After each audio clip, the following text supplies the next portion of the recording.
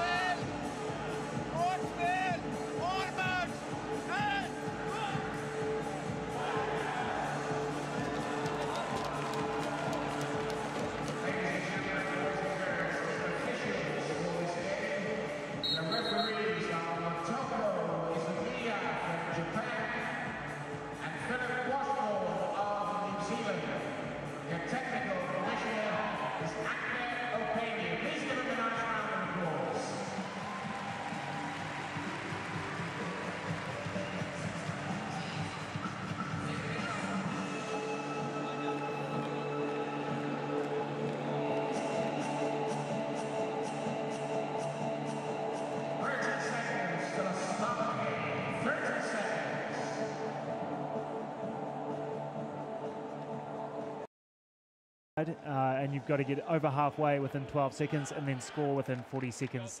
To score a point, you go through the cones at the end of the goal line with the ball in your lap, ball in control. It is full-on chair contact. You're allowed to hit the chairs, but you're not allowed to hit the player.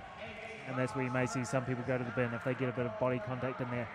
Other than that, bounce the ball once every 10 seconds or pass it once every 10 seconds.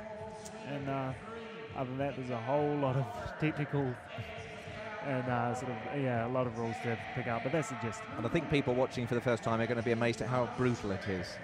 Definitely, that's the first thing people notice is the hits and the crashes and the bangs. And then we have tip-off, so the game's underway. So this is the moment we've all been waiting for, the start of the wheelchair rugby. Sweden in yellow, Belgium in red. Sweden have got first possession, so the way it goes is possession will switch between the teams each quarter, 4 quarters to play up, and Sweden get the first touch, so they'll get the first score as well. So he has to get the ball over the line between those 2 cones. Yep. And the bit in front is called the key, which is like the sort of goal area, isn't it? The key will come into play with the defence. As a defensive team, you're only allowed 3 players in the key. So at the moment, they're playing a full court press, the Swedish team. But later in the game, no doubt we'll see some key defence as well. And obviously the rule with the key is so that you can't just put a barrier of 4 people across, like the Thames barrier. Yeah, there'll be a little gap in there. They're hard to find, but there's little alleys to find once the key defence goes into place. And there's already been a turnover. Sweden about to go 2 up. So a turnover can, it can pretty quickly mean a game in the really tight games.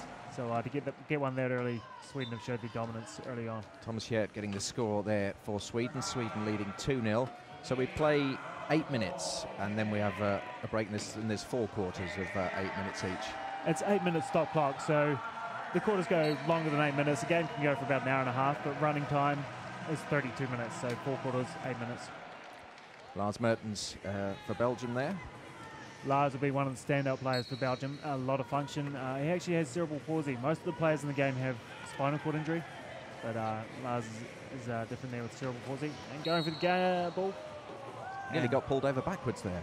Yeah, a lot of pretty tight there, just trying to get the ball, but he touched the body, and that's why we'll go to the bin. And he'll be in the bin for up to a minute or until the other team scores. So it's like the sin bin in rugby. Exactly. You just call it the bin. I was a bit worried they were going to put him in a bin, recycle him. Not physically in the bin, but in the sin bin. So and there's a few reasons a player can do that, but the main one you'll see is the hands foul, where he, with his hands or his body, he contacts another player. So it's 4 against 3 for the time being. And he very coolly went over the line there. Just taking his time. I think they were trying to just trap that main playmaker Lars in the bin while he was there. And here's Ronnie. Ronnie is 46 years old. He has been in the sport for a long time and is one of the best players in the world for a long time. Only 1.5 in classification terms, but plays above his class. And what I mean by that is he sort of does better than what people expect him often. And we're picking up the noise of the hits very, very easily. That's a good move from Belgium. Middle against middle with the hits, it definitely makes a lot of noise. And the chairs do take a lot of hits. They need a lot of welding and fixing. You'll see a few tyres blown during the game, no doubt. Ronald Verhagen scoring there for Belgium, so it's 3-2. Now they're allowed to hit each other with the chairs, but you can't come in from behind with a hit. Again, yeah, there's rules with hitting. So in front of the axle is the safe area to hit. And if you hit someone behind the axle, you spin them pretty easily, and it can be pretty dangerous. People fall out. You just lose complete control of the chair. It doesn't matter how good you are or how strong you are. You can't control when someone spins you. It's quite a dirty play, and that'll be another reason someone will go to the bin.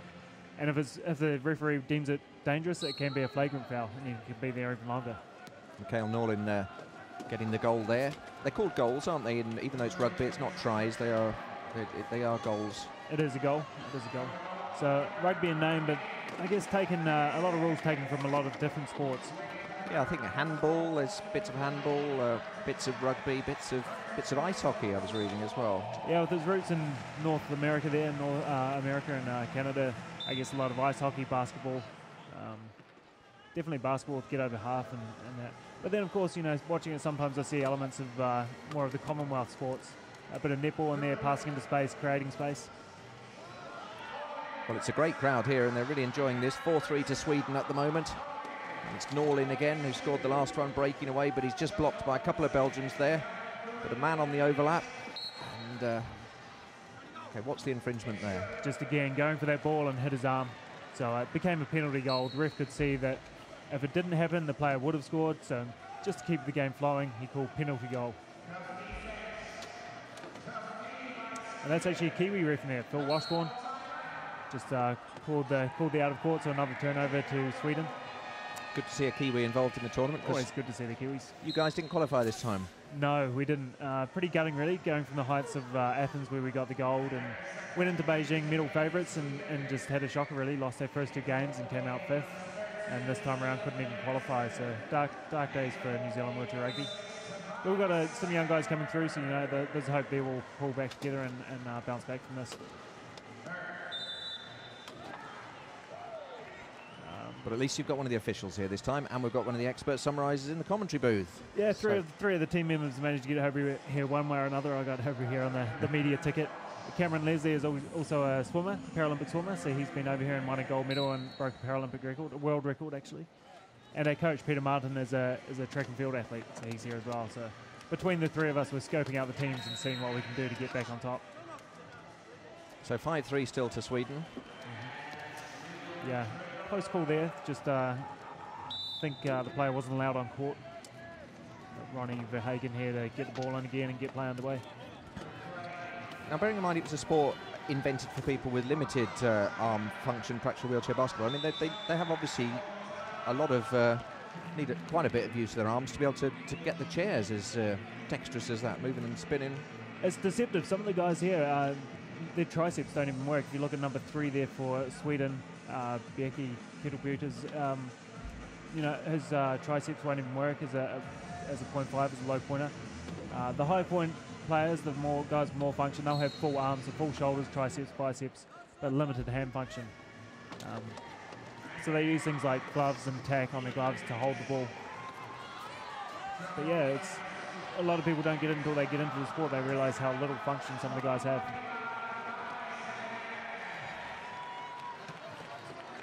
So Sweden still leading 5-3. Belgium not able to find a way through at the moment. And it's really good defence there to be able to get in front. And there's a limited amount of time that they've got to score the goal before they have to then give the ball up. And it's counting down 4, 3, 2. He's not going to get there, is he? Just got there on the buzzer. 40 seconds to get from goal to goal to get a score. So again, like basketball, you got the shot clock. Peter Jenin 5-4 then to Sweden, and Belgium are hanging in there. They are. They're staying with Sweden. Sandberg, a long ball upfield. And he's a great player. You'll see him a lot in the game. That's uncharacteristic, actually, from Toby Sandberg. He's pretty sharp with his passes, but that one went astray and picked up straight away by Lars. Now I'm going to cheer for Sweden because from a commentator's point of view, they're very helpful. They've got their names on the shirts, whereas the Belgians just have Belgium. I have to keep looking down at my notes to see who's who. Well, back Belgium, I've known the Belgian guys for a long time.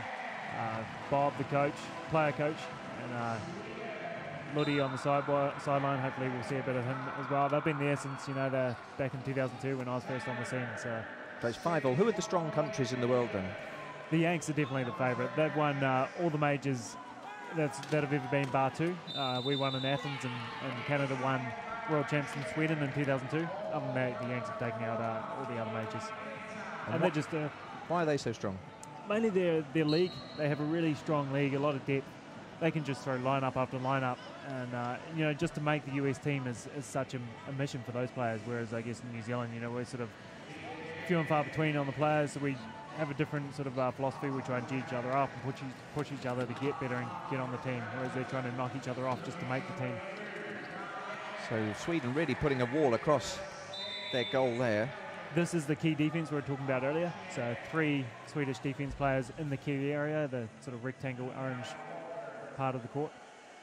And can they stay there as long as they want? Yeah, they can stay in there as long as they want. So they'll try and run down that 40 seconds. We saw the Belgium attacker there literally just trying to barge his way through. Yep. So you'll look, probably they'll get 2 players on the edges, try and spread the key out to create a gap, and Lars will go for the goal. Toby in there trying to go for the ball, but hit his hand, and that's another penalty goal. So if the ball hits the defender's hand, then penalty goal, and it's quite a good rule. It keeps the game flowing. Yeah, exactly. Just keep it going. But instantly, straight up the other end, Sweden score. And this is a bit of a recent change to the Sweden team. Jensen here has actually dropped a point in classification. So each player is classified on how much function they have, but it can change. You can protest your own classification, or you can protest another player's classification. In this situation, Jensen has dropped half a point, which means a lot in terms of combinations they can run. Lars Mertens, 7-6 then to Belgium. Lars sits so tall as well. He's a lot of these guys with spinal cord injuries, they don't have the trunk function to be able to control themselves and have the balance, so they sit really low. Lars, with different disabilities, sits high in his chair and can really intercept that ball and go for the ball well. And I was reading up about the design of the chairs, and you have to have the ball so that it's visible above the edge of the chair. It can't be sort of hidden almost down in the chair. A lot of rules and regulations around the chairs. They've tightened up as well. I think 2002 was where they really made it really strict about what you could and couldn't have. Before that, they were becoming quite ridiculous with the sort of Mad Max big ball bars, and they made some sort of tighter restrictions on what you can have. But you'll see the differences between the low point chairs and the high point chairs. The high point chairs are quite, they're made to get through gaps, where the other ones are more defensive and stop players or slow them down at least. So that equaliser from Tobias Sandberg ties it all up at 7-7. Belgium have really come back. You surprised at how level it is?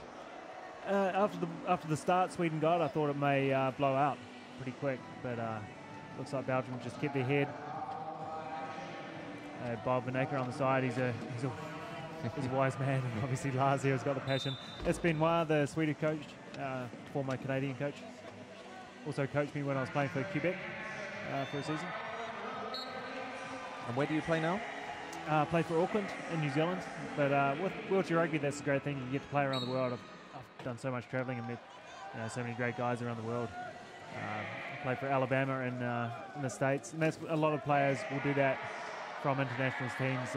As I said before, the US league is so strong, and each US team has allowed one international player on their roster. 8-8 then, some Belgian fans in the crowd. Lots of face painting going on at the London 2012 games. And the crowds have been phenomenal. And just around Olympic Park, you see a number of people coming through. For this to happen at the Paralympic Games, for all the sports to be sold out, is unprecedented. And it's phenomenal as an athlete to be there and have a crowd like this. Well, that's 9-8 to Sweden. The capacity of the Olympic Stadium where the athletics is 80,000, but they reckon that on most days of the Paralympic Games there's about 190,000 people on the Olympic Park. That's brilliant. Coming through, and this arena can hold 10,000 when it's full, and I'll tell you what, it looks like there's quite a few there. They're certainly enjoying their first taste of wheelchair rugby. It's the opening day of the wheelchair rugby tournament, and it's one of the most popular events in the Paralympics, and I don't know if that's why they held it back, just to keep the excitement going. Maybe the finals on the closing ceremony day, so really building to a crescendo at the end of the games. And it's nicknamed Murder Ball, which I think says a lot about it. That's what the Canadians called it when they invented it, Murder Ball, and still a lot of people refer to this as Murder Ball. It was the original name, and I think they were looking for a more PC name, so they came up with rugby, which is why the rules are quite different to the sport of rugby in terms of able-bodied rugby, but I guess the name itself fits in with the spirit of the game that is played. And there's a turnover. Stripped the ball off his lap, so that's one time it paid off. He went for the ball, didn't hit the body, managed to go for the ball, hit it off the lap, loose ball, and it was picked up by Sweden. Ullman of Sweden, 10-8. No team has been more than 2 points ahead at any point, and it's usually been Sweden who've just been ahead, but Belgium keep coming back. And that was a coach just passed off to Lars, Bob Van Acker. He's a player coach for this team. One turnover each at the moment, 10-9 now to Sweden. Lars, he's fresh off a season over in the States. He's been playing for the Portland Pounders over there. So getting that experience, other teams, other players, and learning a bit more about the game. And music's been a big thing at London 2012. In between the little bits of action, we heard little bits of music. We just heard some Nirvana there. Sweden back into a 2-point lead. The other great thing I've seen at the different venues is the ground announcers are just getting the crowd going and really geeing them up and getting the Mexican waves going and all that sort of stuff. It's been brilliant. Have you been in a Mexican wave yet? No, I've been heading down to the media pit. Oh. You have to be sensible when you're in the media pit. Yes, I've been in the stadium when I haven't been commentating, and I've just been watching, and the Mexican waves are great. But yesterday I was at, watching the blind football, the five-a-side, and there the announcer in the arena asks the crowd to keep quiet, because obviously everyone was very excited. I was watching the Great Britain game against Iran, and it was very, very loud, and the players need to hear the little rattle that's in the ball, because obviously they're blind. So it'd be quite an eerie sort of atmosphere. It was very strange, and then getting one back there for Belgium, 11-10. I mean, with the noise in the arena here compared to what it was yesterday when I was watching the blind football, and then when they have the timeout, then everyone goes mad, and it was shouting Team GB, and the music comes on, and goodness knows how they would hear the coach in the timeout. I did definitely notice that in Beijing. It was very hard to hear people on court. So, and the crowds there weren't in touch. I mean, they're great, but not a touch on the GB crowds here, so it must be very hard for the players. Thomas here, very cool when he scores a try. 12-10, a goal, sorry. 12-10 to Sweden against Belgium. We just got a shot of Benoit, the Swedish coach there. He's pretty passionate as coach. We might get to see some of his antics later on if it gets too close.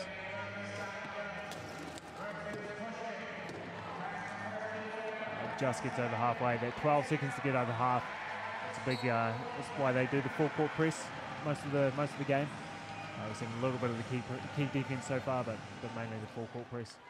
Bob Van Acker for Belgium. 12-11. Sweden can't extend that lead to any more than 2 points at any point in the game. And we've got 44.4 seconds to go in this first quarter of this game between Belgium and Sweden at the London 2012 Paralympic Games. What you might see here is an interesting tactic. As it gets to the end of the quarter, they try and slow it down so that they score last. As I said, with the tip, it goes turnabout after that, who starts the quarter. So if you score last at the end of the quarter and scored first at the end of the next quarter, it's like it going up with an extra point. So here they're just holding it up, and they'll try and score right on the buzzer. So they've got 18 seconds to get over that line. Ullman for Sweden. Janssen's with him. And here comes the ball, and that's the man that scores them, Thomas Hjert. And again, he's just waiting. Running down their clock. 7 seconds. They can score within 7 seconds. 7 isn't too bad. So Belgium will go for a full court play here, trying to score quickly.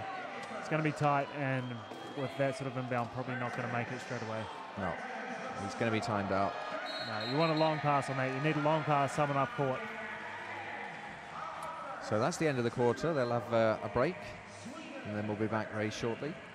So Sweden won the tip-off. It'll be Belgian ball when we come back. And look at the crowd there. Fantastic crowd we've got.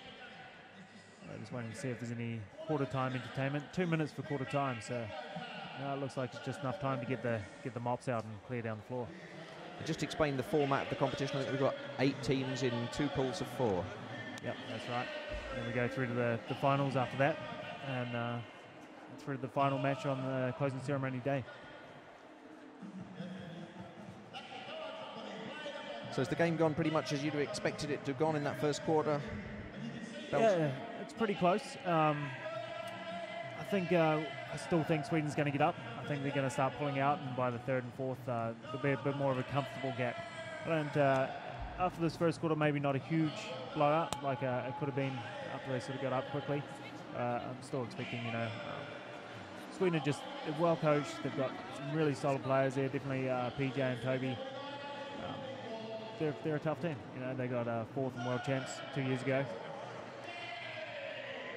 Now, if you have any questions for Dan about wheelchair rugby, then go to our Facebook group and you can post your questions there, and you'll answer anything, Dan, as long as it's not too personal, as long as it's about wheelchair rugby. Our Facebook group is Paralympic Games on Facebook.com, and also on Twitter we're at Paralympic. So if you have any questions about what you're seeing here, it's for many people it'll be the first time they've ever seen the sport. Very stylishly dressed Swedes there, a Viking helmet and a sort of jester's hat, very colourful. Yeah, definitely any questions about the sport, about the rules. Some of the rules can be confusing, I think, around the classification, so definitely anything people want to know. Now, what people will have noticed just there was that there's a woman in the Belgian team. There is, so it's wheelchair rugby is for males and females, and it's actually been encouraged to get more females into the sport. They've allowed, you can have a higher number in terms of your classification on court if you have a female on court. So Usually it's 8 points on court, spread across the 4 players. Each player is given a classification depending on their amount of function. So with the woman on there, you're allowed to go up to 8.5 points. I'll just explain the how many points. You know, the total is 8, but say someone who is 0.5, they would be have less function. Yeah, exactly. So the lower the number, the lower the function. So you look at some of the main players there. Lars, the guy who sits really tall there, number 8 for Belgium. He's a 3-5. Bob with the ball is a 2-5. Bob Van Acker. Then Ronnie there, number 9. He's a 1-5. As I said earlier, often plays above his points. He plays as a 2-pointer. He carries the ball a lot. Those lower point players, you don't really want to carry the ball because they haven't got the function to control and get the pass away quickly.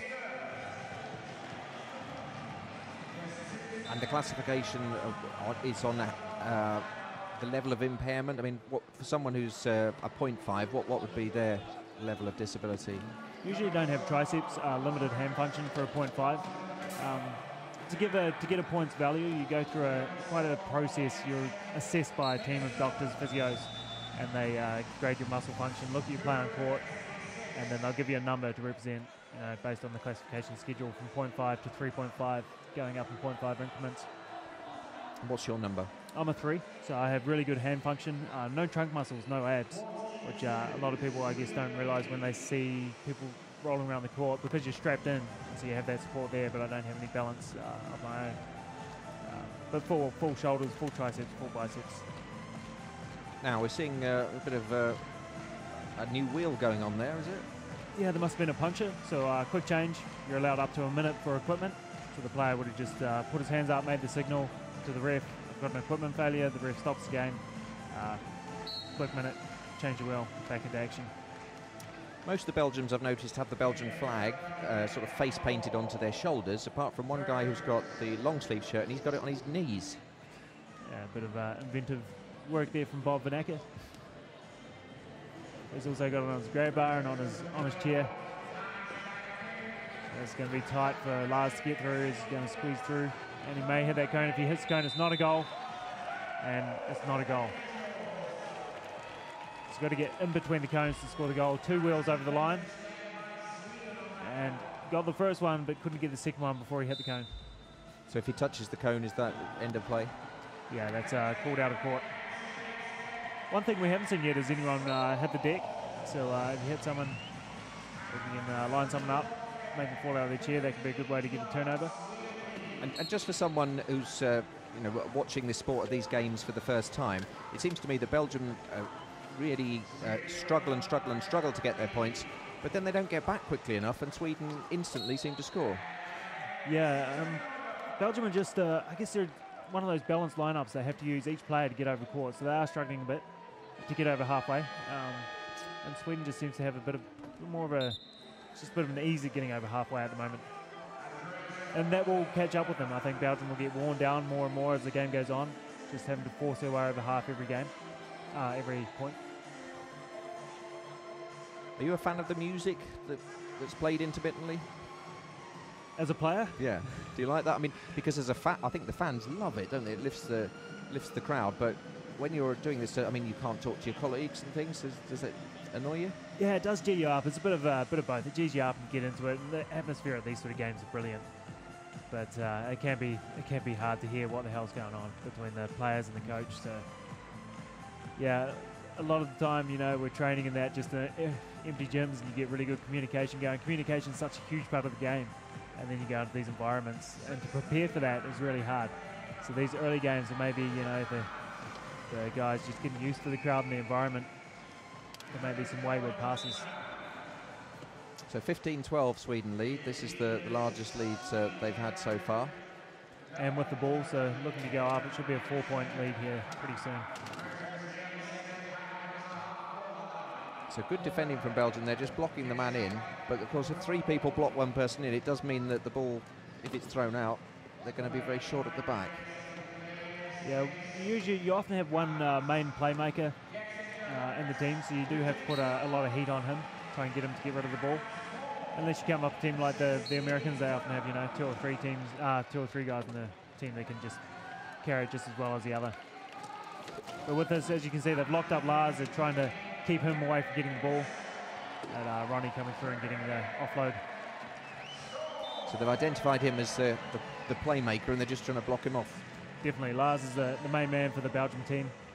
And you'll see with the Belgium team, they mainly keep the main guys on for the majority of the game, whereas Sweden, Ben Mars really developed a lot of lineups within the team, so he'll keep throwing different lineups at the Flemish side. Lars coming back there to block off Thomas Hirt, who's been scoring all the points. And they're going to fall back into the key, so a bit of key defense here, but not quick enough. So easy corner goal there. Hirt scores a goal again. We nearly had the first person out their chair there with a bit of a head-on collision. A bit of luck, won't be too far away. It's a fun part of the game. It's you know, the big hits, that's what you play for, and I'd say the crowd will love it once they see a few as well. Do you enjoy falling out your chair? Not so much falling out. It is a good feeling knocking someone over. Oh, you like knocking other people out? Definitely, it's you know, sort of that one-on-one, I guess, masculine sort of thing where you just want to take someone else out and put them on the deck. There's a game for get one up on them. It's a game for alpha males, isn't it? Without a doubt. Look at that for a big hit. Thomas Hirt for Sweden can't find any way through the Belgian wall there. Just 3 points between the team, 3 goals between the teams at the moment. Again, falling back to the key. And again, not quick enough. So maybe that's part of the communication issue out there, you know, with the crowd. They're just not able to tell their teammates to get back, get in the key when they do that transition from the press to the key defence. Andreas Collin with that one. So the lead's back up to 4 goals. But it's about to be cut down to 3 again. And it's the top player for Belgium, Lars Mertens. Even the Belgians in the crowd have got their faces painted. Yeah, you can see the blocks of colours there. It looks the Aussies may be getting ready for their game later on. They've got a big one against Canada. Already got their seats. Oh no, that'll be the Swedes, is it? All the yellows there on the top of the screen. I would think the yellows are the Swedes, but like you say, Aussies are in the next session. If it's yellow and green, it'll be Aussies. If it's yellow and blue, it's Swedes.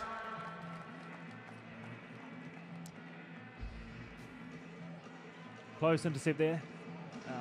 Got to the Swedish man, just called timeout before that 12 seconds. So you're allowed 4 on-court timeouts during the game, and it's basically get out of jail free cards. And it's the player on the court that calls the timeout, it's not the coach. There are 2 other timeouts you can get, and they're coach timeouts, but they have to be at a stoppage of play.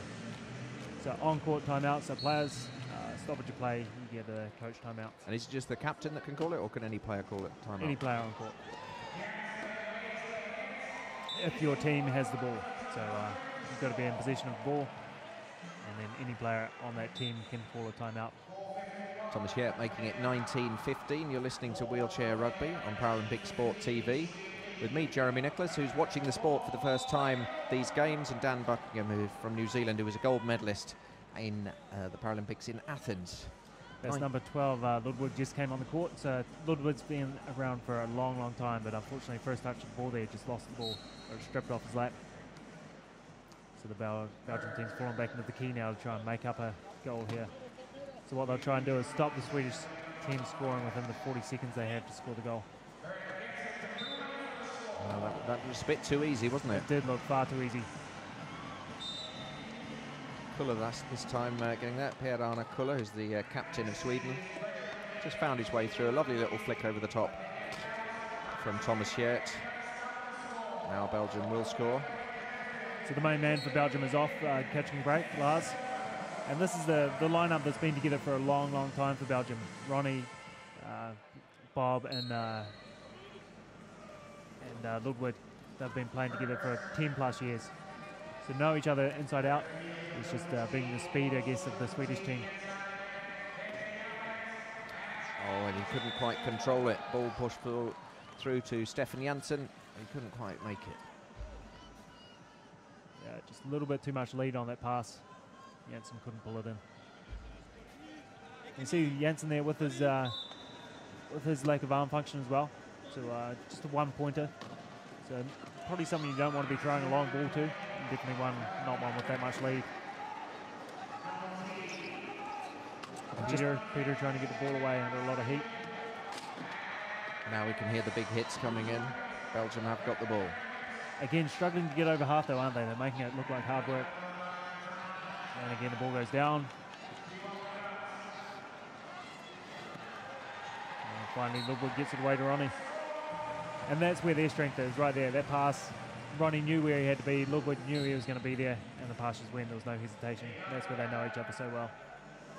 And this court they're playing on, it's the same size as a basketball court. Same dimensions as basketball court, and then you just have the keys at the key areas at the end of the only difference, really.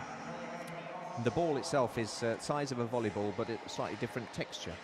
Yeah, it's a bit softer on the texture, and that comes back to the lack of hand function that the players have. So it just gives a bit more of a touch to it, so you can get a bit more of a grip on it. You also see on the players just then when it went in on Bob Van Acker and the sin bin, you could see the gloves that he have are pretty intense, and the tack that's on them. You get a tacky resin that you put into your gloves, and that really helps the ball stick to your hand as well. You see it glistening there. Quite menacing looking, aren't they? A bit Yeah. like Nightmare on Elm Street, Freddy Krueger type gloves. Yeah, a little intense. Yeah. Do you often get your hands whacked from when you're going along? Do you get them caught? It's probably one of the biggest sort of impact injuries there is your hands, if they can get smashed between a chair. Not a lot of other injuries beyond that. I think the main injuries people get are the overuse injuries, getting your shoulders to do a lot more work than what they're used to.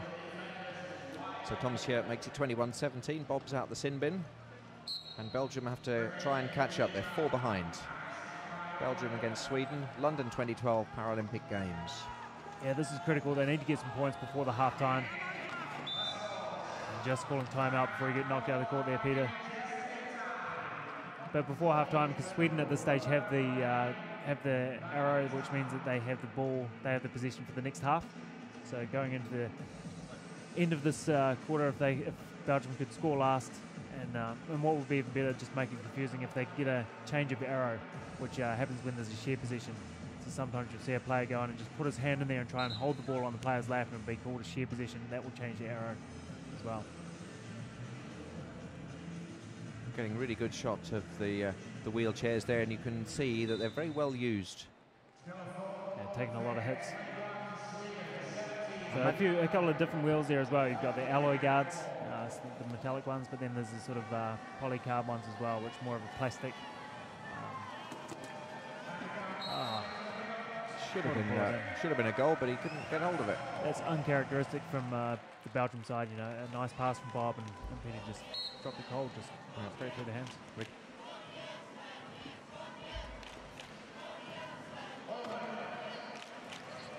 We can see there the number of turnovers: Sweden 2, Belgium 4.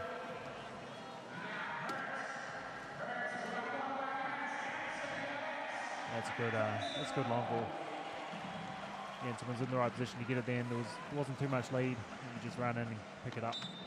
Stefan Janssen getting the points there. So now Sweden 5 ahead. And another turnover. Belgian heads are just going down a bit. They're just losing their confidence a little bit, and far too many turnovers now. Those quick passes that they're so well known for just aren't hitting the mark. Johan Ullman running in for that one. 6-point leads now to Sweden, and we can see which way this game's going.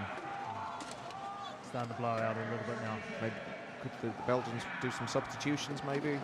They haven't really got a lot to go to on the bench. Lars can come back on, but beyond that, they haven't got a lot of other lineups. Well, they've got one back there through Ronald Verhagen. There's Ronnie, solid player. And shouting at the ref there for something, not sure what, but definitely not happy with the position he was caught in. But Phil Washburn just ignoring it. So Phil is very good ref at explaining to players why he's made a call. So if there's a bit of contention around why something's happening, he'll often just let them know why the call is, the way he sees it. But in that case, I think he just felt it was cut and dried, but there was no problem. Just let it play out. So Ullman scoring again to make it 24-18 to Sweden. Belgium working that ball, getting it through the players to get it over half. Playing the passing game that they so often play. There's no way through. Sweden defending very well. And that call was looks like it was a 4 in the key. So as we said earlier, there's only 3 players allowed in the key area, and 4 went in there. So the ref spotted that, and the last one in has to go to the sin bin.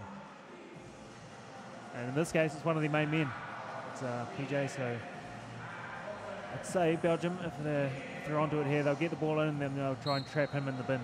So PJ Ullman in the bin. How long does he stay in the bin? up to a minute or until the other team scores. So it's like a power play in ice hockey, Yeah. and they score there. So they score there, and the other team goes. A couple of guys go and try to defend him as soon as he comes on. But too quick, too maneuverable. He's free already, free for the inbound. So they'd actually try and stop him coming onto the field. Yeah, often you'll see when a player, a big one of the main men like PJ is, if he's in the bin, the team that's on offense will hold up and try and tactically go in and score the goal, while two of the same guys on their team will trap him so that he can't come on to play. It seems a bit harsh. That's all the tactics. It's all part of the game. It's quite a tactical game, you know. People see the hits and crashes, and then once they get to know the sport, they see it's like chess on wheels, you know. There's a lot else going on. So another turnover. It's not looking good for Belgium at all. So he went over. What happened there is he went over the line without the ball. So you've got to have the ball in your possession to go over the line. You can't go over the line. It's not like American football where you catch the ball in the end zone. You've got to run into the end zone. You have to have the ball and be in possession of it, be in control of it, and cross the line between the two cones. And PJ Ullman just he can score, but he's just messing about because he wants to score right at the end of the half. I have to say I haven't fully understood why. Yeah, something about arrows and who starts the game, but I still haven't quite understood why they don't score. It's a hard one to get your head around. And it used to be a lot more of a deal before they brought in the score clock, the 40-second score clock. Teams would hold out for a couple of minutes trying to score last. But the idea is if you score last at the end of the quarter and you have the possession arrow, which means you start the next quarter, it's like getting an extra point because you're scoring, then you're scoring the next point again, or you should score a point because you've got the ball. And in this game, it doesn't look like it's going to have a huge influence on the game, but in the tight games when you know it's won or lost by 1 point, they can be the winning or the losing of the game if you score last each quarter. Okay, I think I've got my head around it. It's like when you play golf. If you won the previous hole, you tee off first. Right. Okay. Something like that. So, and Belgium are going for the last score there, and they're not going to get it again. So it's twice in a row. Sweden scored last, and they've scored, and they've got the position from one quarter when they won the tip-off. Now they'll get the position for the third quarter, and it's like an extra point in there. Right, it's a very exciting, fast-moving game. It is, and it's definitely sped up when they brought in the different rules, getting over half and 12 and scoring within 40. And something's happened here. It looks like there's still time on the clock. Ben Wire, as coach, has managed to pull something out of the bag. Looks like he's doing a puppet show, but he's lost his puppets. I'm not sure what he was trying to signal there.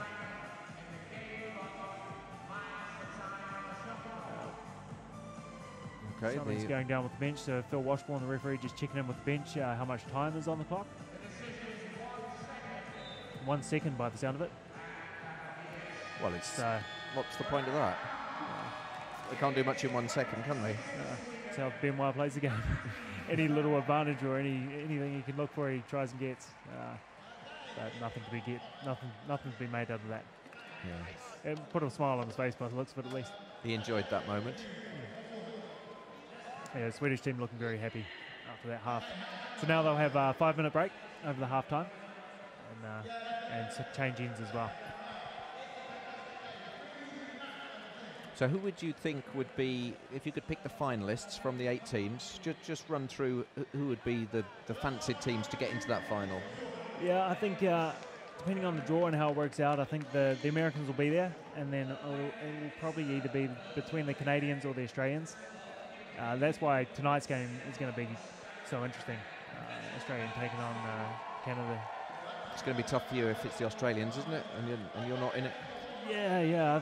I've been thinking. I've been asked a bit about who I want to win, and I think it kind of goes against my heart a little bit. But I want the Americans to get up, and that's it'll keep the major winners circle pretty tight. Not many teams have won a major. New Zealand's done it, Canada's done it, and the US have done it several times. But other teams to watch for: Japan. They're ranked 3rd in the world, and they actually had 4th in the world after June. They dropped a ranking. But they had a big win over the States in June at the Canada Cup, where the top 8 teams were playing in the tournament. And that was a huge win, really, for them to do that. It sort of sent shockwaves around the world. And obviously the Great Britain team qualify as hosts, but there'll be at a much lower level, I would imagine, than most of the teams here. They played the US this morning already, or this afternoon already, and they lost by a good 10, 12 points, I think, wasn't in. Just got a little bit of the game. Yep. But yeah, they've always been around the sort of 4th, 5th mark. Never been able to break into the medals yet, so I'm sure they would have loved to do it on home soil, but they've got the work cut out for them. Absolutely. So Sweden have got this game wrapped up, haven't they? But I can't see anything. I think so. Unfortunately for Belgium, I really like the guys in the Belgian team. They're great guys, but they're just up against it right now. And I think they're going to struggle to come back from this sort of scoreline. 7 points is a huge scoreline in wheelchair rugby to be down by that much at half-time. Just checking out a bit of the Swedish crowd there. So just got the score up for the Turkey-Great Britain game. Turkey 70, Great Britain 75. So I haven't been following much of the basketball. How's it all playing out? Yeah, the basketball's going very well.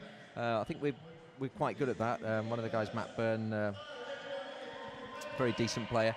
But that's something that we've played a lot of in this country.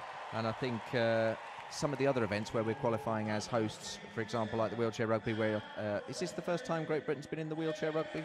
No, they've always been up there in terms of they've been at all the Paralympics. We played off against them for the semi-final in Athens, and then they ended up playing off against the Americans for the bronze medal match. So they've been up there, but they were one of the teams that knocked us out of the medals in Beijing.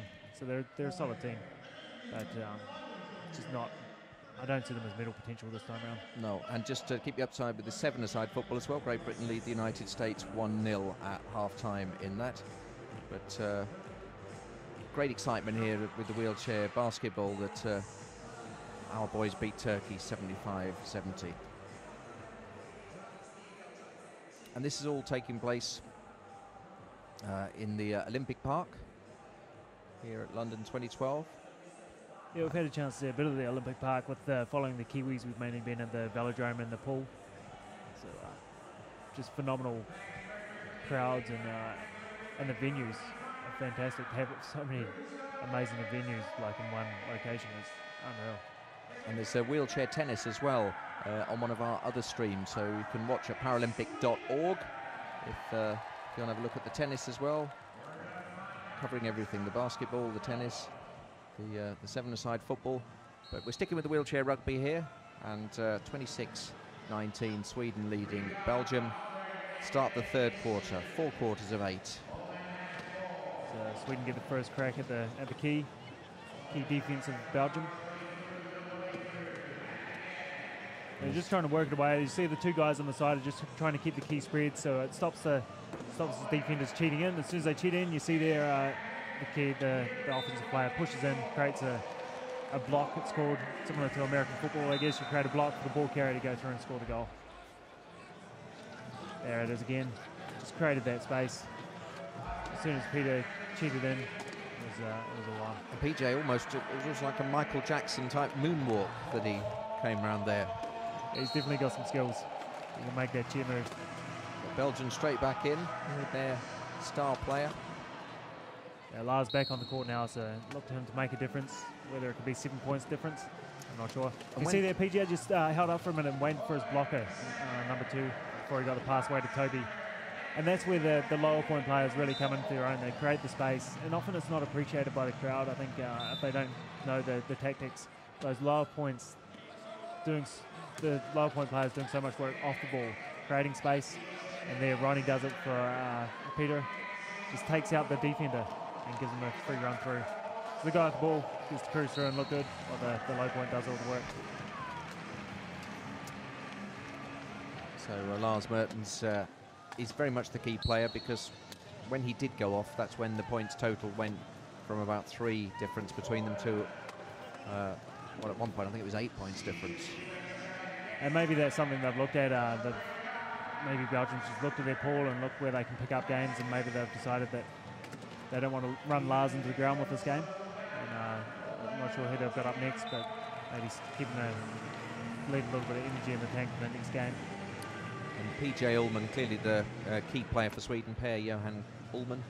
Yep, PJ and Toby there, number 6 as well, Tobias, a great player as well. Tobias Sandberg wearing the 6. in the yellow of Sweden. It's Sweden in yellow, Belgium in red. And Ronnie through for another goal.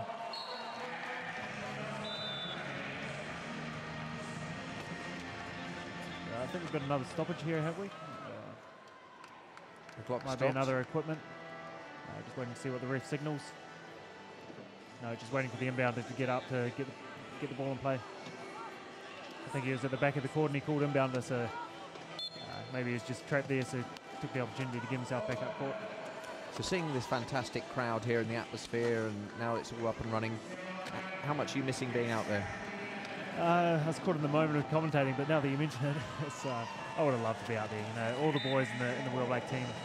It was gutting when we lost qualifying last year against the game we had to win was against Japan, and went down by a couple of points there, and it was hard to take without a doubt. And I think, you know, maybe even harder for the guys that haven't been to a Paralympics yet.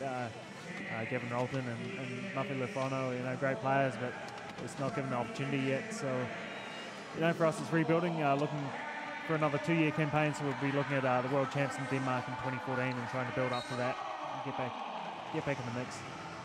And the Belgians are defending well now and breaking well. Yeah, they've really picked it up. Still 7 points the difference, but there seems to be a bit of a different feel to them after the half time. With Bob Van Acker, the player coach, maybe he's, you know, changed things up or just, you know, told them how it is. They've got to step up. This is the Paralympics. This is a big show. And Sandberg there looked like he was going to pass it to the player on his right. Belgium went to block that, so he went through himself on the left-hand side. Too much room to move there for Toby, number 6. Belgium getting it in now. Back to Lars. Lars is the man they want the ball to be with. And Ronnie just creating space for him to get around. And too much pace for Tobias or PJ in the end. He's definitely the star man for Belgium. Yeah, he's a hard one to catch. Played against him. And he's got a lot of manoeuvrability as well as speed. And it comes down to that trunk control. You know, he's got full abs and can really move his chair, which a lot of the spinal cord injured guys can't. They can't turn the chair with their body, if that makes sense. They have to use their arms to turn. A good defense there for Belgium as well, forcing the timeout. Sweden were coming close to the 12 seconds that they've got to get over the halfway, so they just use their get out of jail free card, a timeout. If you're enjoying the wheelchair rugby and you want to put a question to Dan, we are at Paralympic on Twitter. To be honest, the Twitter feed, every time I refresh it, there's so much stuff about Great Britain's win in the basketball. It's hard for the rugby tweets to get through, I think. So if you have tweeted us, then do it again, because I didn't see it go through. Now he's a bit of a dude with his goatee. A few characters in the sport, definitely without a doubt. Ricard Lofgren. I think it comes with all the athletes. You know, a few guys that are all confident, and you know, it's just because you're in a wheelchair doesn't mean you can have a bit of swagger and absolutely all that sort of stuff. Yeah, lots of the Swedish players sort of playing on that Viking image. Got a goatee, and we've got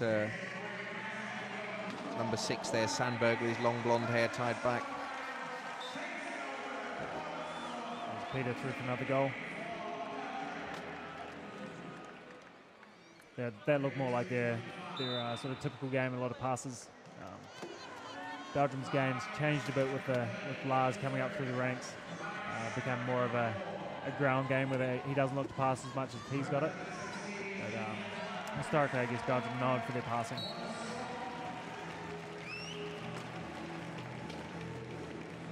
And Ronnie to get the ball in again.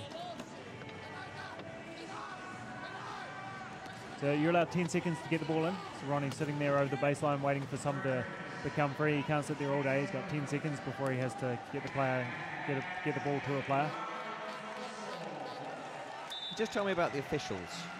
How many officials are there? I see one at each end. Yeah, so you've got two referees for each game, and they kind of work on diagonals. So you'll see them sort of walking around the court, always trying to be opposite to each other, so that they can see as much action as they can. The backcourt referee will control the inbound, so count down the 10 seconds to get the ball into play, and then count the 12 seconds to get over half. For the 40 seconds for the score clock, there's another clock to watch, so the referees don't have to worry about that one. And then on the sideline, you've got the bench officials, so someone looking after a few people looking after the score on the side and checking it and making sure there's nothing goes obscure. Another turnover there. Yeah. So Just staying with the referees, it looks quite a perilous position for the refs to be in with these guys in the wheelchairs. Have you ever taken out a ref? I've run into the odd ref here and there, definitely not on purpose. Parents thought would never do that, but you know, they've, I guess, yeah, they must be pretty fleet-feeted, because when you're out there, it's you don't really notice them until they blow the whistle. And there's, you know, there's fitness tests they have to go through. They have to be to a certain caliber of fitness to pass and be internationally qualified referees.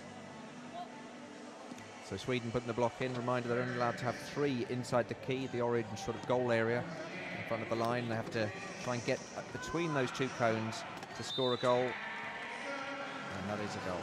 And this is something teams practice a lot, is the key attack. So you'll spend a lot of time at training camps just practicing getting through those 3 players and working the different plays that you can do to get through. So what are the different plays you can do to get through 3 players like that? The main plays you look for is a ground game. So what you do is get 2 players on the outside of the key, one each side, to really spread the key, create some alleys to get through and carry the ball through. The other one is called a post play. So what you do there is you get a player, usually a tall player, someone like Lars, or on the Swedish team would be PJ or Toby, number 6 or number 9, and they get in any way they can without the ball, sit there with the arms up and look for a pass and look for the post. So 5-4, Belgium lead on defensive fouls, but they're losing the game 27-35. And Sweden just taking their time now. It looks like Belgium's got a player in the bin. Missed that. But it looks like Peter's in the bin. So Tobias just taking his time, just cruise in, just winding down the clock. I guess they're in a situation now where they're in control of the game and already starting to think, this is a tournament, and to win a tournament you really have to be thinking about the bigger picture.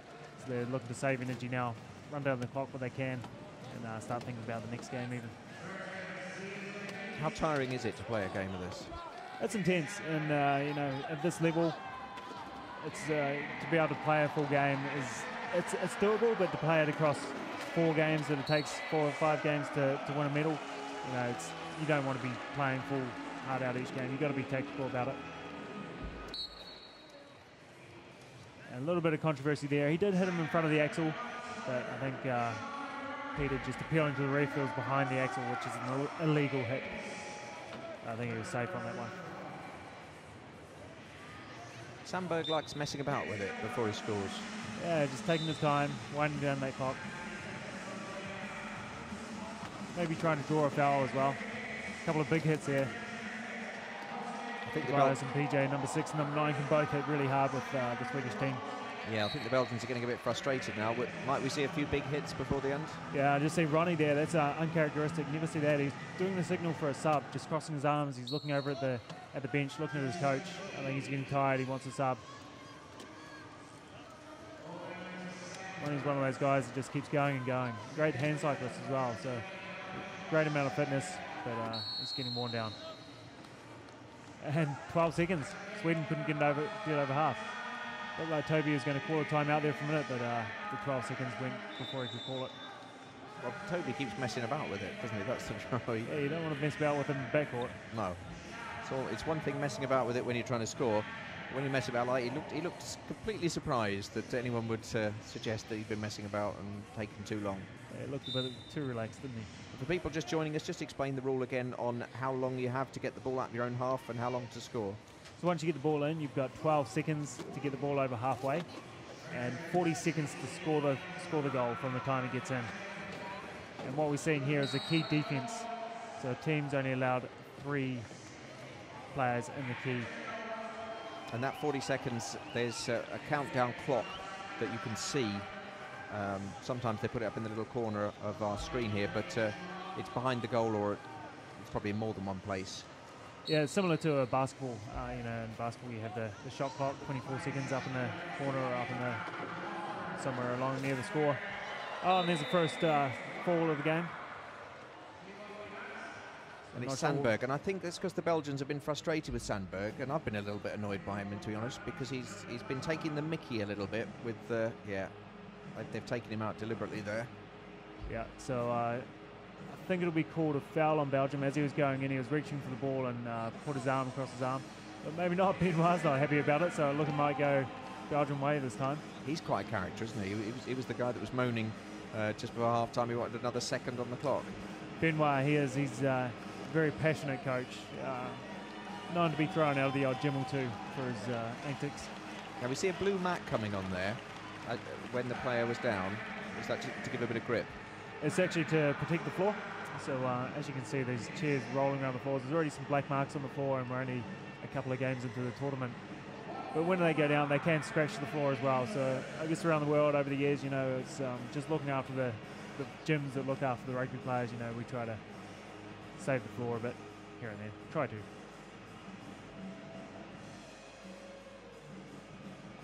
Well, I hope everyone's enjoying our coverage of the wheelchair rugby. Unfortunately, Twitter's just completely blocked with basketball and tennis and stuff, and one man who's complaining that the wine gums cost more than a pint of beer. So the priorities there have obviously taken over around the wine gums. Yeah. So let's. And I guess without the GB team playing here, maybe not so much coming through on from the crowds here and the people watching. But this is streaming out around the world, isn't it? It is streaming out around the world, yeah. Unfortunately, every time I refresh, there's hundreds and hundreds of tweets, and it's just clogged up with so many different sports. We should have had our own little Twitter name for just the wheelchair rugby, I think. But let's concentrate on the action. Early in the tournaments, maybe we can get that sorted. Yeah. And the opening round here, just getting into the wheelchair rugby, even though we're halfway through the Paralympics. Oh, and a big hit there from Tobias. I think maybe some of his frustration from not getting the call a minute ago. Yeah, and taking out on the low pointer. It was Gunther Meerschout, who was the guy who knocked him over, that he's just gone into. So keep your eye on number 3 for Belgium and number 6 for Sweden. There's a little bit of bad blood there. And really at this level, you've got to let that stuff go. You know, if a call goes against you, you just got to let it go and move on. Otherwise, you'll get caught up in your little battle and forget about the game. And we see elements of ice hockey like the sin bin. Do you ever get elements of ice hockey like the fighting? I haven't seen a lot of fights really, and I've been playing for a long time. You know, there's a lot of smack talk on the court. A lot of players will talk to each other, and that was something when I was a young player. It really threw me, the sort of things that people would say. And I guess it just shows, you know, the level and what people put into this and how much they want to win. I guess you can't say what they'd say. I think I'll keep that quiet because I'm probably just as bad as everyone else. So if I say something, someone else might let a few stories out about what I've said over the years. Do you call that sledging? Sledging, smack talk. Yeah. And it can be a shame, I guess, because it is a tight sport where you know a lot of the players off the court, and you know, I've got a lot of really good friends off the court, but on the court, you know, at this level at the Paralympics, the big show, often it's you do what you can to win, and that's high performance sport. You know, these guys put their lives into achieving, and when it comes down to it, the passion comes out, and sometimes the mouth runs away with you. So Sweden just running down the clock, but they've only got a few seconds if they're going to score, and now they will. Well timed and well played. Good coming up to the end of the third quarter, just running down, trying to be last to score again. And great control there, because he only had a little bit of space before he would have knocked the cone. And I think starting to show their dominance, how calm they were as well. There wasn't, you know, a lot of energy, and they didn't need to be frantic about it. And going for the Hail Mary is too far, and that'll be the end of quarter. 39-31, Sweden lead Belgium in this third quarter of the wheelchair rugby, coming to you live from London 2012, the Paralympic Games. And everyone's going to have a drink. Is it thirsty work? Yes, very much so. And in these arenas, it can be very hot as well. So you might even see some of the guys will have spray bottles or ice and just getting some water on them and trying to cool down. It's very intense. I mean, physically, you just got to be, your aerobic system has to be so fit as well as working on that anaerobic work and the speed. So it's really all-round sort of fitness that you got to have for the sport. Just getting some of the highlights here as well. The Belgian team's getting hit around a bit. And Ronnie there, one of the main men. And the only man to hit the deck so far. Coach Benoit not happy about it. Probably not happy about anything that does go his way. And we see the sweepers coming on just to mop up any sweat on the court. And the boys here, the Belgian boys, just catching the breath. Bob Van Acker there, number 7, is the player coach. So he plays in the team and coaches as well. And the Swedish team looking very relaxed. Bit of a smile there. They know they're in a good position. They're comfortable. You just see some of the gloves that they've got, the taping system they do to protect their arms and their hands. And there's quite a few players there that we've seen that haven't come on yet. For both teams, there's players that haven't been involved in the action yet. Yeah, I guess given to their main players, Belgium very much sort of got their main men, and then the support ones are a bit of a step down. And if they came on, it would start to blow out. I guess previously, historically, it often used to be that there'd be a main lineup or a main two lineups within a team, and you could run it all game. With the newer rules sort of coming in, 40-second clock, the game is sped up a lot, and it's got a lot more intense. The competition's increased, so teams are having to have more and more lineups, and that's where the Americans have always been strong, and they show that strength now. They've got players that they can just throw at a team, and each lineup is as strong as the last. So 39-31, we're in the fourth quarter. Belgium have got a long way to catch up. It's 32-39, 7 points behind. Nicely worked play there, attacking the key. Well, that was the post play. And you're going to get an equipment here? No, yep, he got a flat tyre, just heard the blowout on the tyre. So a minute here to change the wheel for the equipment. So someone will just come on and do a quick change. Okay, what I've done is I've created a hashtag wheelchair rugby. Sorry if I appear to be ignoring you there for a moment, but at least we can get some up here. Warwick Davis is watching the wheelchair rugby at the Paralympics. Brilliant, like a really cool, futuristic, quite brutal sport. Remember Speedball on the Amiga. Do you know Warwick Davis? He's an actor in Great Britain, and he's enjoying the rugby. Brilliant. And got the result of that Great Britain game against the USA, 56-54. Great Britain lost. Right. 56-54. Oh, that was a lot tighter than I thought. Sorry, 56-44. 56-44, yeah. 56-44, yeah. And that was close early on when I seen it. GB were actually out by 1 point for a while, so America just use the lines they have that they can throw at a team and wore them down, I guess. Gemma on Twitter says wheelchair rugby looks fun. It is.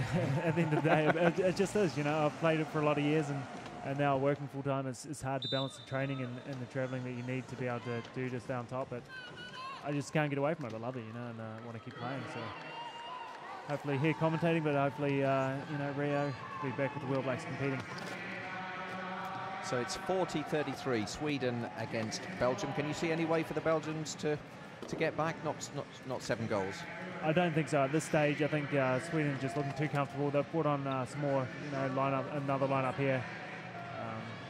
They're just working their game. They've got the tournament in mind now. They're working down the clock. They'll play out this quarter and look to the next game, I think. Belgium put on the heat there, and Sweden had to call one of their timeouts. So they're allowed 4 of those. And I'm not sure what they're up to now. If we get a look over at the clock, we'll see how many timeouts they've got left. So from seeing Sweden's performance in this, will they be one of the medal contenders, would you think? I think so. They've got the potential. I haven't picked them to be in either of the playoffs. I'm thinking US and then either Canada or Australia playing off the gold, with Japan up there as the 4th. But I wouldn't rule them out. They've got potential, and I think what they've shown here is just the start of what they can do. I think they can do more than what they've shown here against Belgium. They'll grow as the tournament goes on. A team like US comes in and hits it from the day zero. They'll be on fire from the start. I think Sweden will be a team that'll grow throughout the tournament. And it's 41-33, Sweden against Belgium, and the US is that really the real nerve centre of wheelchair rugby? It is. The league they have over there is really strong. A lot of depth. They have, just to get to the nationals, which is the culmination of the US season, you have to go through sectionals and then regionals, then sectionals, just to get to nationals. Then they have 16 teams at nationals playing off for Division 1 and Division 2. To give that perspective, in New Zealand we just had our nationals and we had 6 teams, and we scraped together 6 teams. So a lot of numbers there in the US, and so they're basically playing all these tournaments throughout the season that are up there as close as you can get to international competition, because with that US league as well, each team is allowed an international player. So a lot of team will have what's called an import. So for example, something I did, I played with a team out of Alabama for a couple of years and go over there and play on their team and get a taste of that intense competition. not only the best league, they have been the best team historically. They've dominated most tournaments. Well, Lars Mertens scoring the bulk of the points for Belgium. If he could take the Swedes on his own, I think he would. He's everywhere, that fella. He is the main man. A lot of speed, a lot of agility. He can really turn that chair well. Oh, that's going to be... No, he just got away with it. That was close to a back over half. Just straddled that line. Just explain what that means. So, as we've been talking about, you're allowed 12 seconds to get over half. If you go back over the halfway line, then it's a turnover. Oh, I see. And just as he was going over the halfway line, the Belgian guys tried to hit him. And that can be a tactic as well. You sort of lead someone into the halfway and give them that room where they think, oh, can I? And just hit them at the right time and get them back over half. So on Twitter, John Robertson says good luck to Team Canada. And we've also got people wishing good luck to Joe Delagrave, who's one of the Team USA members. Yeah, Joe, a fresh player. This will be his first Paralympics. But looking to be one of the main US guys for a number of years, I'd say. Replaced one of the great US players was Brian Kirkland, retired after Beijing. And he was one of the dominant players. And as a two-point player, I think Joe's got the potential to be that for the US again. And Scott on Twitter is just asking to explain the rule of tackling. How brutal can you be with a tackle? What's legal, what's illegal? Right, so it's full chair-on-chair contact, so you can hit the chair as hard as you can, but it has to be in front of the axle. So you see the axle in the middle of the sort of the larger wheels, has to be in front of that. If you hit behind that, the player can lose control pretty easily, and it's not a matter of strength, it's just a matter of control. What you can't do is hit the player. There's no body contact, so you can't go in there reaching for the ball and just rip their arms out of the way. So Belgium still battling away. They haven't given up yet, but I think they're just making it more respectable. 7 points the difference, 43-36, Sweden leading Belgium at the London 2012 Paralympics. I think Sweden are into a bit of conserve mode here. They just seem to be working the game, just easing over half. They're not pushing for turnovers on defence as hard as they have been. They're comfortable with the scoreline and they just want to keep it that way and play out the last 5 minutes of this quarter. Dave on Twitter just asking about the little wheels at the back, the little sort of stabiliser wheels. Yeah, basically that's what they are, stabilised wheels. You have, they're called anti-tips, so a player can't fall out backwards. So 6 wheels on the chair, 2 at the front, 2 at the back, the caster wheels, the little wheels, and they're just rollerblade wheels. And then you have the main wheels that you push from. And Helen asking, why is it called wheelchair rugby? Yeah, originally it was called murder ball when it was first made in Canada in the late 70s. And just I guess the nature of the game where you're smashing into each other. And the story goes that they decided that it was time to, if we're going to market this game, we want to make it a bit more respectable, so came up with the game rugby. And, it is, people often say, how do you score a try, how do you tackle, is when they know about the sport of rugby. And it's quite different to able-bodied rugby, yeah. But it's played in the spirit of rugby, is where that came from. And someone also asking, is it right, it's called quad rugby in the States? It is. Quad rugby is yet another name for the sport. So that's because it's primarily played by quadriplegics or tetraplegics. So quad rugby is the other name of the game. So 46-37 to Belgium. Another turnover there by Sweden, just got off Belgium off that last inbound. So and yet another one. So they're doing it easy now, Sweden, and just taking their time. Yeah, the Swedes comfortably in the lead, running down the clock, saving a bit of energy for their next game. So the games come quick and fast in this tournament, don't they, in the pools? Yes, it'll be. They'll have another game tomorrow. I haven't seen the schedule, so I'm not sure who they've got up next. But basically, with these top 8 teams, there's no givens, so you can't take anyone lightly. So they'll be winding down the clock now, prepping for the next game. Benoit on the sideline, the coach for Sweden, just clapping there in the background. He's doing a little bit of pacing, but looking very relaxed and looking very much in control. Why don't they try some of the different players out, rather than conserving the energy? Why don't they take off the big players and just give some of the squad players a go? Because they've definitely won the game now. I think they have to an extent. They've started, can't see PJ or Tobias on there, but you also have to keep in mind the combinations. So if you take off one player, you probably want to keep on a bit more of an experienced player with him. You don't want to have wholesale changes and completely change the lineup and change the tactics. So they'll just start to rotate now, I think. Rotate players rather than have massive changes.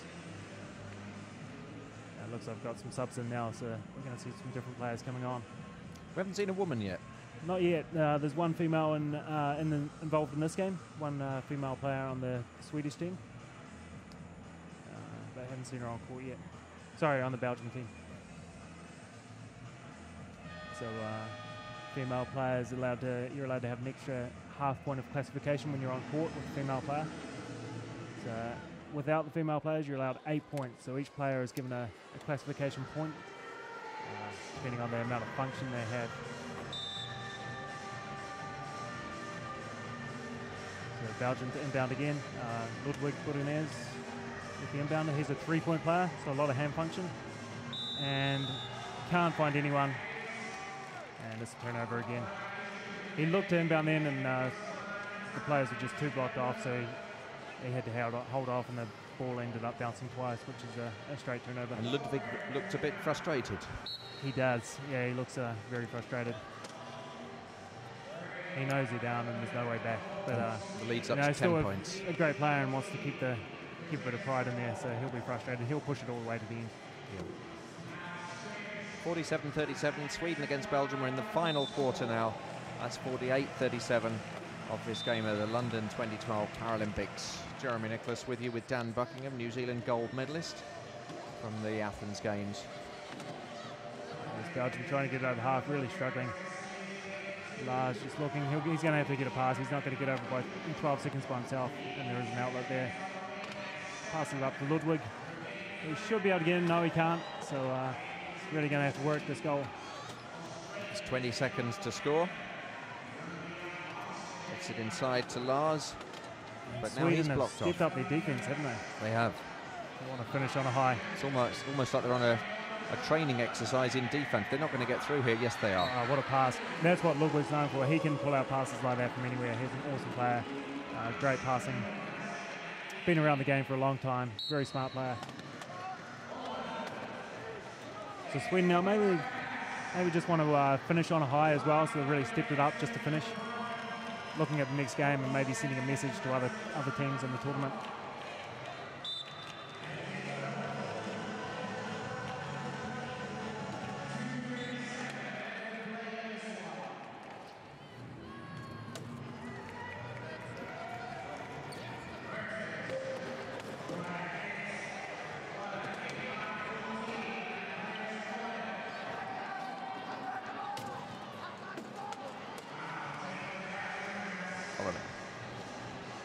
So 49-38, Sweden against Belgium.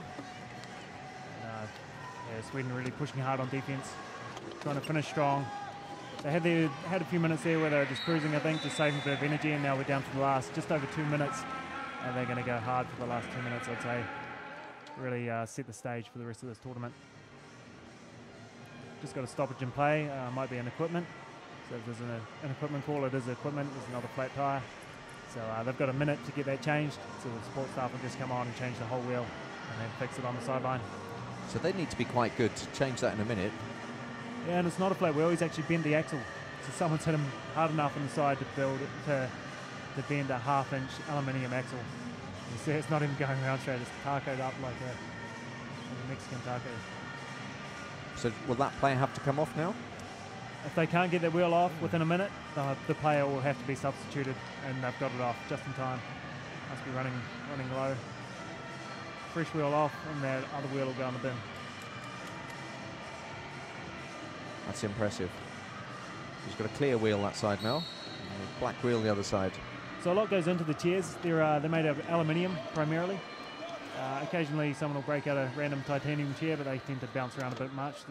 It's balancing you want it light enough to be able to push fast, but you want a bit of weight to be able to hit and take hits. And Sweden and are nice going to score block again. there. Yeah. Running block, just like American football, and the ball carrier could just cruise through. Andreas Collin getting the points. And struggling to get over half again, Belgium. Yeah. Needs an outlet. It's not going to make it. So Sweden, once again, cruising in for another goal. Yeah, it seems that when the Belgians, certainly for the first quarter and then the first half, were just hanging on, but in this last quarter, we really see Sweden just completely exert their dominance. The Belgians can't get the ball out their own half. And Sweden just scoring for fun, really. And Belgium has just been pushed the whole way, so they're gonna be feeling this as well. And they've got to have to pick themselves up for the next game. And that was a bit better. Again, Ludwig showing his strength to pass, being able to find people out of nowhere, and found Lars on that occasion. So 51-40, we've got just over a minute left. It's going to be a comfortable win for Sweden. Yeah, looking promising for the rest of the tournament for Sweden. And a lot of pressure on again. Both their ball carriers trapped in. Oh, that was a turnover. Sorry. So Belgium with one back. Into the last minute of the play. And another turnover. Back to Sweden. And nice pass up. Sweden will run it in. 45 on the clock. Another goal for PJ, 51-40. The Swedes will be delighted with this, won't they? They've really shown their dominance. Nice, comfortable start for them. Yeah, great way to start the tournament with a comfortable win. Whereas, you know, some of the other games, I guess, you know, GB had a rough start against the US. And then Canada, Australia later on today, one of those teams will be very disappointed. You know, both of those teams are strong contenders for the gold medal. Strong contenders to push USA for that gold. So one of them is going to be disappointed tonight. They'll still have a chance to go through, but you just want to start on that high. You want to start on that win. Yeah, it's just unfortunate they've got the strongest team in their groups in their opening match, and like you say, if whoever wins that, then if they should meet later in the tournament, they'll always have the advantage. So 52-41, coming to the end of this game. Opening ball game for Sweden and Belgium on the first day of competition at wheelchair rugby here at London 2012. There we go. They might even go for a last score here, Belgium, even though they're down on the scoreboard. Just practice it for later in the tournament. Even sometimes teams do, you know, really getting a feel for the court and trying to work this play. It's such a big part of the game. And there's the post player. The post player goes in, gets the pass, scores with 10 seconds on the clock. 10 seconds will be enough to score another goal. And I'd say Sweden, again, looking at the rest of the tournament, they'll have a crack, really trying to work this play. So can they do it? The icing on the cake. Can they score in 10 seconds? Just under 10 seconds, actually. It's going to be tight. Janssen on the ball. And I don't think they're going to do it. No, they've run out of time. And that's a shame, but it's 52-42. Sweden winning the opening game in the wheelchair rugby in their pool match, beating Belgium. Yeah, good start for Sweden. And I think that was a congratulations. Slap on the back. It was a slap anyway. I don't know what he said. He didn't look especially happy. Yeah, the Belgians pretty fed up about that, but the Swedes very much the strongest team. And there we can see the details. Very, very even. They scored 13 in each of the quarters, look. And a couple of close quarters in there, 13-12 in the third quarter, but just enough to chip away each quarter. And that second quarter really killed the Belgian team, 13-8. Good to see the handshakes between the teams. It's a rough game, but it's all friends at bedtime. Yeah, occasionally a bit of smack talk being even, but more often than not, good game. So having seen this match, first game for both these teams, has that whet your appetite for the wheelchair rugby now at 2012? It does. I think I'll put the headphones down now and rush over and catch the Canada-Australia game.